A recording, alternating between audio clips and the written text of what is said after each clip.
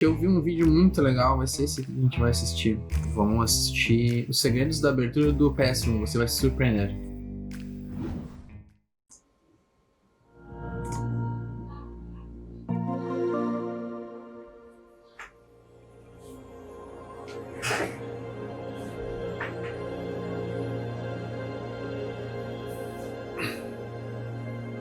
Ainda levará um certo tempo para que a celeste inicialização do PlayStation 5 se torne nostálgica. Talvez o relaxante som de boas-vindas do PlayStation 4 tenha marcado aí algumas pessoas.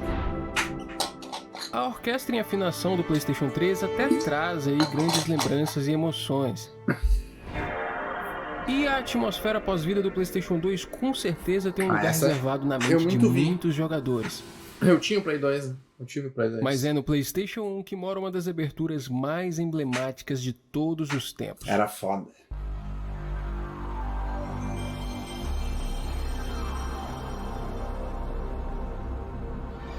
Meu olhinho brilhava quando tocava essa musiquinha.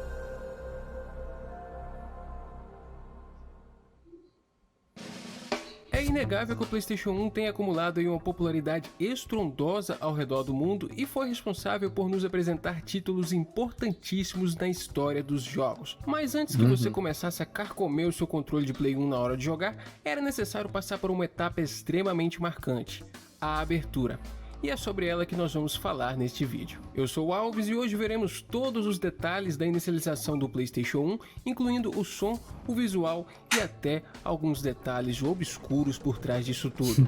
Mas antes, é necessário que a gente entenda por que as coisas do passado, como uma abertura de videogame, por exemplo, podem trazer sensações tão nostálgicas nos dias de hoje. Aliás, já aproveitando, dá parabéns pra esse cara, porque, cara, esse ficou um documentário excelente. Qualidade de som, de imagens, ficou muito legal e o conteúdo é muito interessante. Então, depois você tem que me inscrever ali no final. Eu curti o vídeo, acho que eu já curtia, tá? Nostalgia, esse tipo de qualidade de vídeo é no aquela YouTube. sensação agridoce. Um misto de sentimentos felizes carregados por uma forte corrente melancólica por desejarmos algo do passado que não teremos mais. Muitas vezes a nostalgia nos faz sentir não apenas um fragmento daquela experiência que tivemos, mas uma certa saudade de todo aquele contexto em que vivíamos. Por isso que ao termos contato hoje em dia com games que jogávamos lá na infância, vem no pacote uma pontinha de sensação de quando as coisas pareciam melhores, mais fáceis e mais divertidas. Alguns artigos científicos relatam que experiências nostálgicas ativam várias regiões do nosso cérebro, e essa atividade cerebral é capaz de combinar mais de uma informação sensorial ao mesmo tempo. O simples ato de nos alimentarmos, por exemplo, carrega várias sensações além do sabor, como o cheiro, a visão, o som e várias memórias. O mesmo acontece com as aberturas de videogame, né? É o seu cérebro processando várias cargas sensoriais e te dando recompensas dopaminérgicas e até uns arrepios, vamos combinar. A nostalgia pode inclusive ser mais frequente em dias frios e pode até fazer você achar que a temperatura do seu corpo está aumentando. Sinistro, né? Só que a nostalgia não é um fator de estudo apenas científico. A indústria do entretenimento também sabe muito bem explorar essas sensações. Você mesmo aí talvez já tenha dado algumas palpitadas de coração ao saber que aquela sua franquia preferida de décadas atrás iria ganhar em breve algum remaster ou remake. E convenhamos que se for um trabalho bem feito, essas repaginadas podem até saciar muito bem a nossa saudade do passado. Mas os consoles também não ficam de fora, ganhando aí versões em miniatura que na maior parte das vezes servem para comemorar alguma data ou preencher o vazio saudosista de algum colecionador. O que não é nada errado, longe disso. O fato é que hoje em dia até podemos ligar um console antigo e apreciar aquele belíssimo som de abertura, mas existe aí uma junção de experiências e sensações daquela época que tornam esse mesmo ato tão diferente de agora. Mas se você souber usar a nostalgia de forma certa, poderá ter sensações incríveis de reconforto nesses anos turbulentos aí de vida adulta. No entanto, nunca se esqueça de viver o presente, ainda mais se esse presente for um Play 1 embrulhado aí debaixo de uma árvore de Natal. Legal.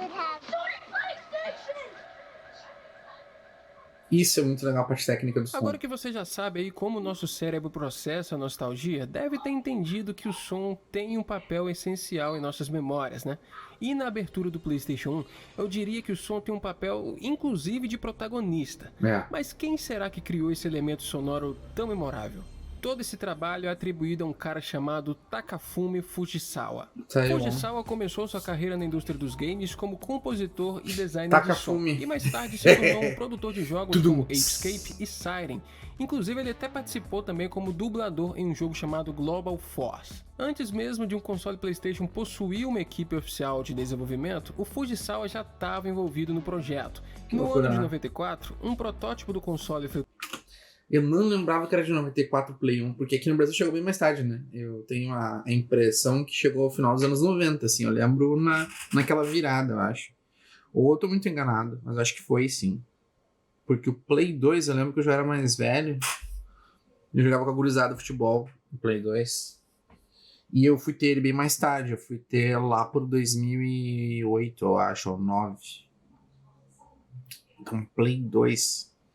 Acho que Play 1 foi final dos anos 90, por ali. Os primeiros que eu tive contato, que eram de amigos, né? Que não era meu. E, muito legal. Eu não tive o Play 1, né? Só tive o Play 2. Que daí eu que comprei? Talvez sim, acho que sim, quando eu trabalhava. Talvez tenha sido o primeiro videogame que eu comprei. Eu acho que foi sim. Foi construído e o compositor recebeu a animação de abertura para poder criar o som em cima disso. Fujisawa também chegou a participar do desenvolvimento do chip de som do console. E isso ajudou... Fujisawa já estava envolvido no projeto. No ano de 94, um protótipo do console foi construído e o compositor recebeu a animação de abertura para poder criar o som em cima disso. Fujisawa também chegou a participar do desenvolvimento do chip de som do console, e isso ajudou ele bastante a entender a capacidade de processamento sonoro do Play 1. Dessa forma, ele sabia até onde podia chegar na criação do som de abertura. Ele percebeu inclusive uma certa limitação na memória de leitura, mais conhecida aí como ROM, e com isso ele tinha que manter os arquivos com os menores tamanhos possíveis. Mais pra frente eu vou explicar melhor a forma brilhante que ele encontrou para fazer isso aí. A primeira demo do som de abertura quase já foi aprovada logo de cara. É lindo quando isso acontece, velho. Quem é designer aí vai entender. Havia também uma outra versão alternativa com uma voz sussurrando PlayStation, gravada pelo próprio Fujisawa. Mas, segundo o compositor, para não dar a impressão de que o console falava com você, os chefes preferiram no final aprovar a versão mais simples mesmo. Agora tu imagina, se para alguns a abertura do Play 1 já é motivo de medo e apreensão, imagina se tivesse uma voz sussurrando, mano. Nos capítulos seguintes aprofundaremos melhor sobre algumas coisas sinistras que acontecem na abertura do PlayStation. Isso é legal. Voltando à parte técnica da abertura. O compositor disse que o som completo da abertura levou aí uns 16 dias para ficar pronto, e desde o início a intenção era demonstrar que algo divertido estava prestes a acontecer quando você ligasse o console. Fujisawa também esteve envolvido na abertura do Play 2, do Play 3 e avalia essas experiências como extremamente valiosas e emocionantes. Sempre foi, né? Desde que começou a ter inicialização de videogame, Vamos agora sair da superfície e nos aprofundar de forma mais técnica sobre como o PlayStation 1 executa o som de abertura. Isso é interessante, essa parte técnica. Alguns de vocês vão se surpreender com o que de fato acontecia dentro daquela caixa cinza, viu? Por muitos anos eu pensei que o som de abertura do PlayStation 1 nada mais era do que um único áudio completo pré-gravado que era executado toda vez que eu ligava o console. Algo como simplesmente dar play em uma música. Mas dando uma vasculhada pela internet, eu encontrei um cara que se chama Troy McKean, e esse cara extraiu o som do PlayStation 1 e mostrou como a parada funciona de verdade. Ele não chegou a explicar o passo a passo de como fazer essa extração, mas ele deixou bem claro que é um processo bem fácil. Basta ter uma BIOS do PlayStation 1 e o software P-Sound. P-Sound é um programinha que teve sua última atualização em 2016 e que é capaz de escanear e reproduzir todos os arquivos de som que estiverem em um disco de PlayStation. E BIOS é a sigla para Sistema Básico de Entrada e Saída. Esse é um componente essencial que dá o boot no sistema e ele é como se fosse a alma do PlayStation 1. E aí eu fiz o seguinte, baixei o P-Sound, entendi rapidamente como o software funciona, escaneei a BIOS do PlayStation 1 e lá está o segredo. Não é apenas um arquivo, galera. São 3 samples, meu amigo. Mas por que será que eles fizeram dessa forma? Como eu disse no capítulo anterior, por Isso aqui é questões de interessante. limitação na memória de leitura, Fujisawa precisava manter o som da abertura com o menor tamanho possível, porque além disso, a BIOS teria o software usado para reproduzir músicas, gerenciar o memory card e o sistema de boot para rodar os jogos. Tudo isso coube em uma BIOS de apenas 512 KB. Então, para poupar espaço, Fujisawa armazenou na BIOS 3 áudios bem pequenos. O primeiro deles é uma espécie de carrilhão ou sinos engliçando. O segundo parece ser um vidro quebrando inversamente. E o terceiro é aparentemente um sintetizador com um phaser aplicado.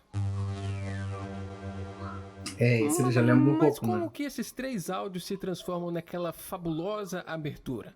É aí que entra a parte mais interessante. Toda vez que você liga o PlayStation 1, o som da abertura é montado em tempo real. Tudo é mixado ali na hora, em diferentes velocidades e tonalidades em relação aos arquivos originais.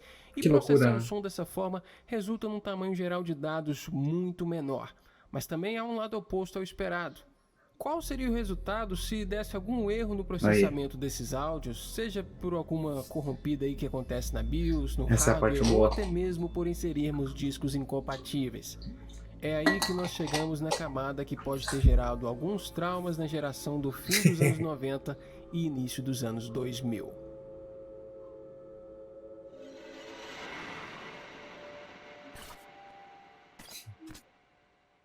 Mesmo não sendo o objetivo do console, a abertura do PlayStation 1 também gerava muito pesadelo na molecada, e nem precisava acontecer nada de errado para esse medo chegar. Claro, anos depois haveria algo muito pior para alimentar a nossa angústia.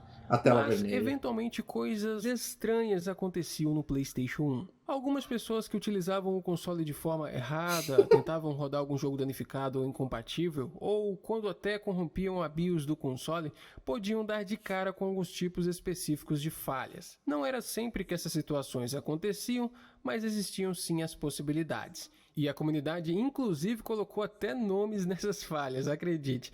Eu não vou falar de todas elas, até porque pela forma em tempo real que a abertura é processada no Play 1, pode ocorrer aí 1 milhão de erros diferentes. Mas eu vou citar aqui 2 falhas mais famosas. Começando aí pelo Personified Fear, ou medo personificado. O vídeo mais antigo que eu encontrei sobre isso é datado de 10 anos atrás. Não vai fazer sentido eu falar desse erro se vocês não verem por vocês mesmos. Olha aí.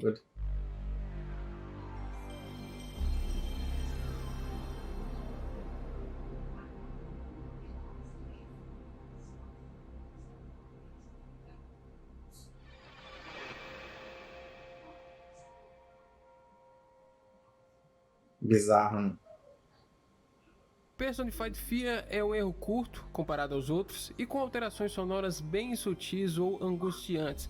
Pode ocorrer quando rola em uma tentativa de ler algum disco sujo, danificado ou incompatível. Nesse erro aí, a segunda nota do sintetizador principal se mantém por um tempo maior e, como eu disse, pode não passar de uma alteração sutil, mas ao mesmo tempo trará uma certa angústia para quem aí não estava preparado para isso. Na sequência temos uma tela totalmente cinza, às vezes ela é totalmente preta ou às vezes branca, somada aí ao som de vidro quebrado reverso, que dessa vez está bem desacelerado e que pode gerar uma sensação de jump scare dependendo do contexto. Temos também o Fearful Harmony, ou harmonia assustadora. Essa falha eu vou explicar em tempo real porque ela é um pouco mais longa, vocês vão entender. A primeira metade da abertura segue bastante normal e sem nenhum problema.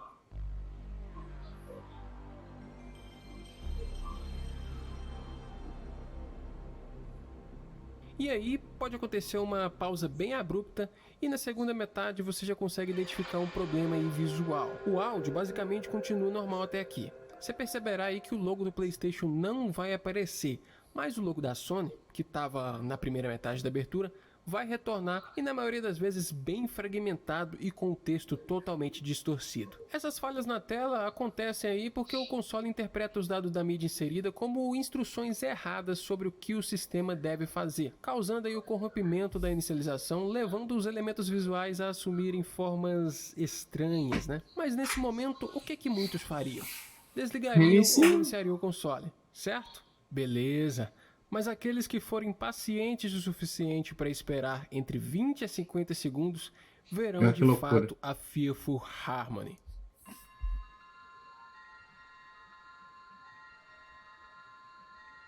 E aí, uma versão mais lenta dos sinos da abertura começa a tocar, até que mais e mais sinos vão sendo reproduzidos em velocidades e tonalidades diferentes. E enquanto isso, o console está lá sofrendo, tentando ler o disco. Eventualmente esses sons vão parar, reverberando pelo vazio com 3 notas finais, sinalizando que o PlayStation já fez de tudo que podia para tentar ler a mídia e não conseguiu. Mesmo com o silêncio, o logo distorcido da Sony vai continuar na tela. Em questão de popularidade, o erro Fearful Harmony é bem mais famoso, mas é o mais raro de acontecer. Só que é o seguinte, uma dúvida que ficou aqui no ar. Por que será que o logo do PlayStation não apareceu nem no Fearful Harmony e nem no Personified Fear? Simples. Os arquivos do logo e do texto de licença estão dentro do CD do jogo e não na BIOS do console. Eu sei. Eu também fiquei um pouco surpreso com isso. Tão surpreso que decidi dedicar o próximo capítulo inteiro só para falar desse logo do PlayStation. Você por acaso já questionou o motivo de alguns jogos modificados, vamos dizer assim, terem a segunda parte da abertura diferente da segunda parte original? Pois então, isso acontecia porque os crackers, como eram conhecidos, utilizavam programinhas para acessar os arquivos e alterar a logo, e inclusive eles alteravam também o texto da licença. E como essas modificações são bem sutis, não vão atrapalhar em nada na inicialização do jogo. Alguns arquivos visuais da segunda parte da abertura estão nos primeiros setores do disco do PlayStation e ocupam aí mais ou menos 13 KB. Essa rara informação eu consegui através de um usuário do Twitter chamado Jacksoft. O cara manja muito dessa parada, cara. Ele inclusive me enviou alguns sites aí bem técnicos que comprovam aí essas informações. Esses arquivos de boot do jogo eram meio que obrigados a estarem presentes dentro do disco, porque era uma forma de autenticar que estava tudo certo na leitura do CD. Esse lance aí, por exemplo, é bem similar ao logo da Nintendo que aparece no início de todos os jogos do Game Boy. Isso era necessário estar presente na ROM de cada cartucho. Mas voltando na abertura do PS1. Agora você já sabe melhor por que o logo do PlayStation não vai aparecer na tela dependendo da falha. É justamente porque o console não conseguiu encontrar os arquivos necessários dentro do disco, ou então os primeiros setores do CD podem estar corrompidos. Mas e quando a logo do PlayStation de fato aparece? Será que tem mais algum mistério envolvido? Bom, poderia até ser mistério para muitos até julho de 2021, que foi quando vários portais noticiaram que a logo do PlayStation que vemos na abertura não é apenas uma imagem estática, e sim um modelo tridimensional que pode ser visto de vários ângulos, caso você saiba manusear os arquivos. Quem trouxe essa informação à tona foi uma usuária do Twitter chamada Scuttlepunk, e logo abaixo a usuária Lilith.zip respondeu com um pequeno videozinho mostrando a manipulação da logo 3D. Só uma curiosidade sobre a Lilith.zip. Ela é bastante conhecida por ter criado Bloodborne PSX, que é uma versão jogável do Bloodborne com as características gráficas do Play 1. Voltando ao logo do PlayStation. É claro que desde a década de 90, muitos já vinham percebendo que existia alguma tridimensionalidade naquele logo. No entanto, a surpresa para alguns pode ser que mesmo tendo um aspecto 3D, não é um simples arquivo de imagem, e sim um modelo tridimensional rotacionável. É surpreendente descobrir tantos detalhes por trás de uma abertura de apenas 15 segundos e tudo isso criado há mais de 20 anos ainda por cima. Naquela época, nada disso faria tanta diferença pra gente. E mesmo se fizesse, seria muito mais difícil ter acesso a essas informações que temos hoje em dia. Ao longo dos anos, o PlayStation 1 atraiu comunidades de entusiastas, jogadores e até aqueles mais curiosos que estão dispostos a navegar pelos arquivos dos jogos ou pelo hardware do console. Mas uma coisa há em comum em todas essas pessoas. Cada um tem uma história ou uma sensação diferente com a icônica abertura do PlayStation 1. E isso pode envolver nostalgia, raiva, medo ou até indiferença. Então, sabendo disso, deixa aí embaixo nos comentários a sua experiência com essa abertura. Vou pedir pra vocês aí, ó. Te inscreve, curte e compartilha aqui. Inscreve, curte, compartilha o canal aí, ajuda a gente a crescer mais. E por hoje é só então, pessoal. Valeu, um grande abraço e até a próxima live.